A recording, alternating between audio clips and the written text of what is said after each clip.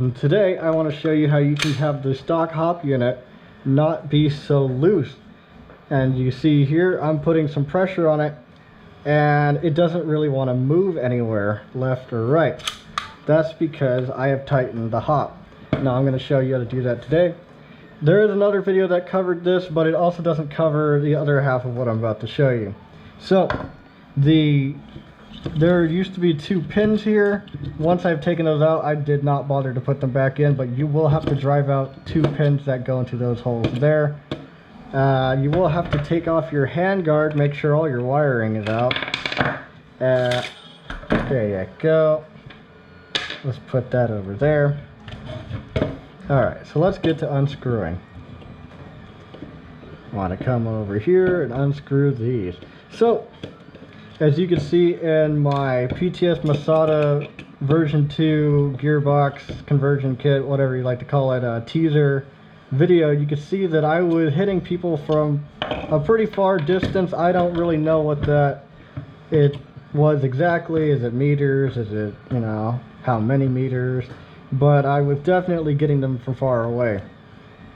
And that is because I tightened the hop. The original hop would make my wheel just spin like crazy, and I would have bullets dropping down or shooting really far or shooting kind of mid.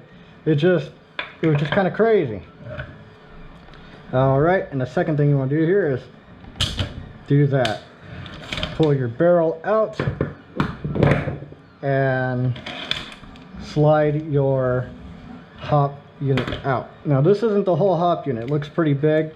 This just connects the barrel to the hop. So you have to unscrew these 2 screws right here.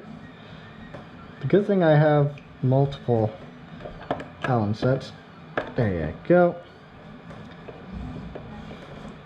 I kind of wish they didn't make this so complex. I do like how the version 2s are set up, where all you have to do is take out the pins on the side and there it is on the M4 variants. I wish they would have done that with the ACR, but you know, we can't have everything. Alright, so this is the stock hop by itself. There's this screw right here.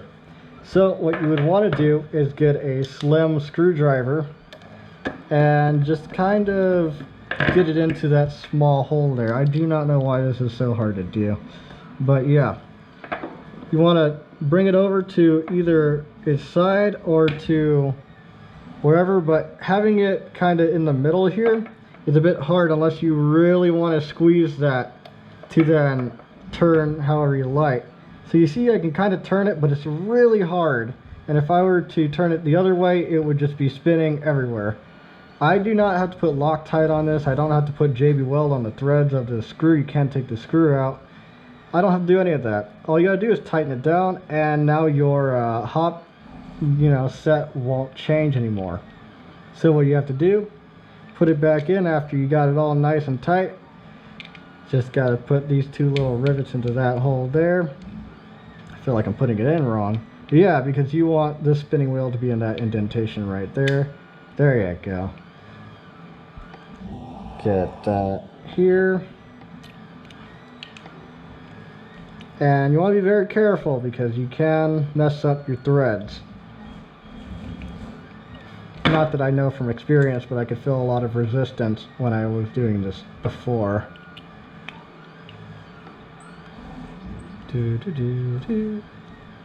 And here you are. Then once you have it all set up here, you want to just slide that right back in, and we will be getting to the second half of today's video. I put it in the wrong way. There you go. Now the second half of this video will require that you take this gun apart again, but I want to fully reassemble it just to show what you're gonna have to do.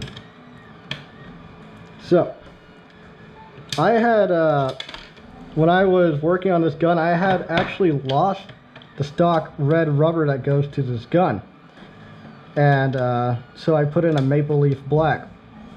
Now after I put in a maple leaf black, things were not working the way that I wanted them to work, as in they weren't working at all.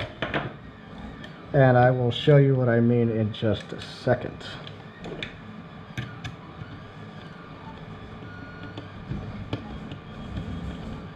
There we go.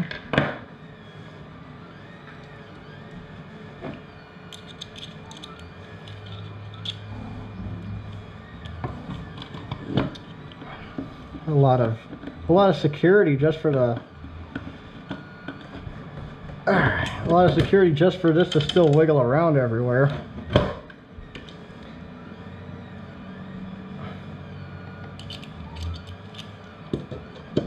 All right, put that in there. Cool. Now what I'm going to do is change out the hop rubber. And a lot of people will probably have a lot of difficulty getting this done because it just looks so daunting, and it is kind of a pain in the ass. I'm not gonna lie. Alright, get that there. Do a counterclockwise.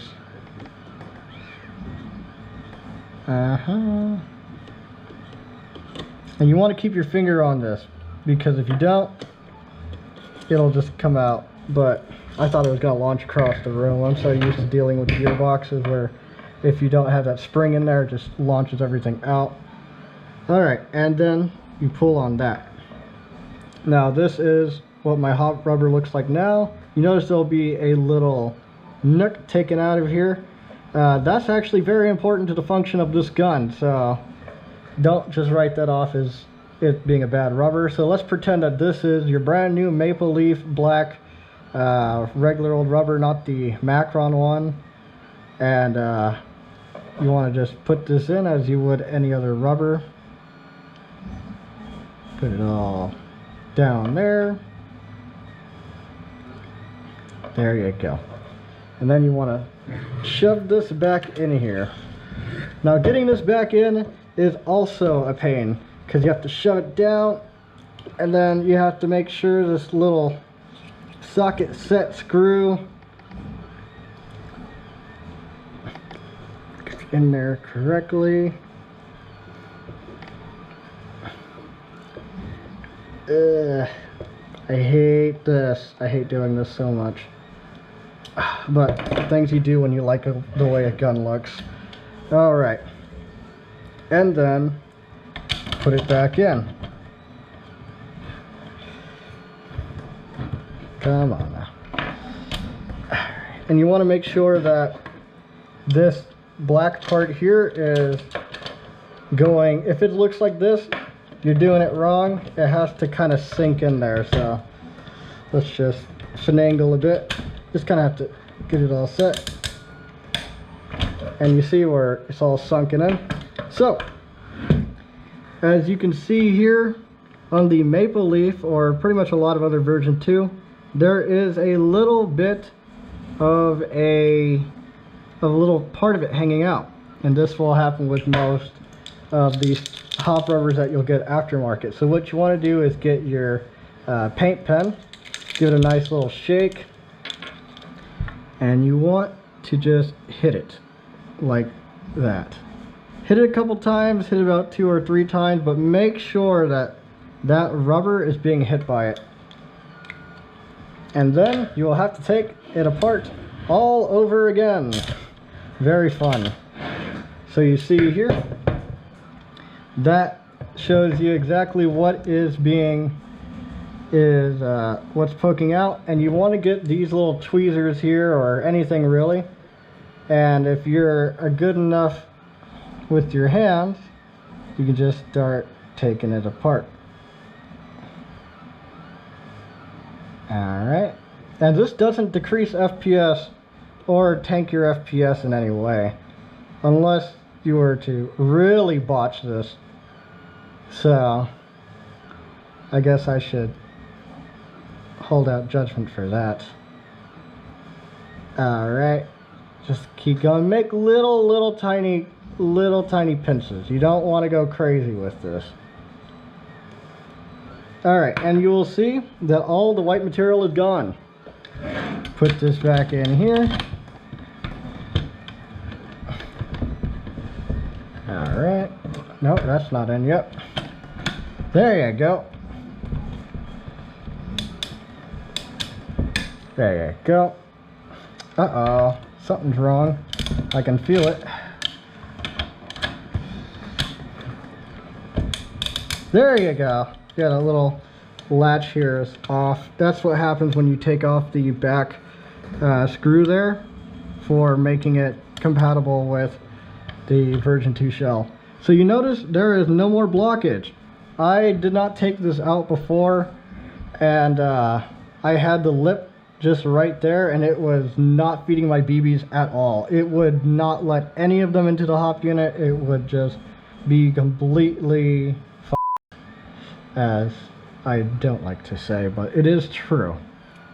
So that is how you make the ACR stock hop worthwhile, and this is a good hop unit. I mean, it's an alright hop unit. It's no SHS or Crytek hop unit, but it's it certainly isn't as garbage as everyone claims, or you know, it's not as useless.